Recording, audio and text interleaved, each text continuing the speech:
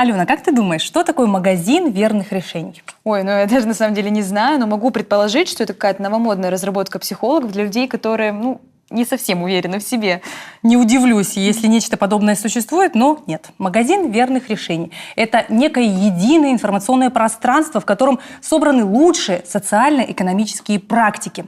Серьезная организация, агентство стратегических инициатив специально для пополнения магазина. В нем, кстати, уже 77 готовых решений. Проводит конкурс на всей территории страны. В этом году на звание лучших из лучших от нашей республики поедут 11 проектов. И предлагаю тебе и нашим телезрителям узнать об одном из них. С нами на связи по скайпу директор Центра дополнительного образования Усинска Елена Камышева. Елена Владимировна, здравствуйте. Здравствуйте. Добрый день.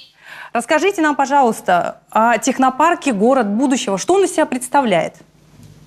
Технопарк «Город будущего» – это у нас четырехэтапный проект, который был разработан в декабре 2016 года командой творческих педагогов, которые хотели, чтобы у нас в центре появилось современное оборудование для развития технических программ и программ естественно-научной направленности.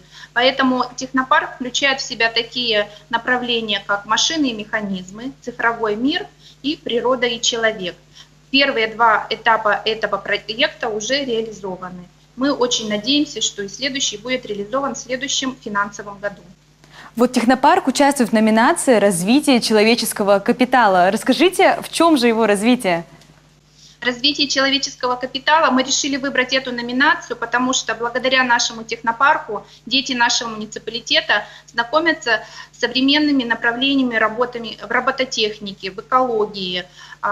В этом году закуплено оборудование для фото- и видеостудии, для мультстудии. То есть на самом современном оборудовании наши дети будут заниматься и развиваться. Это будут не только дети, которые постоянно проживают в городе Усинске, но и сельские дети, которые приезжают к нам на различные праздники и мастер-классы.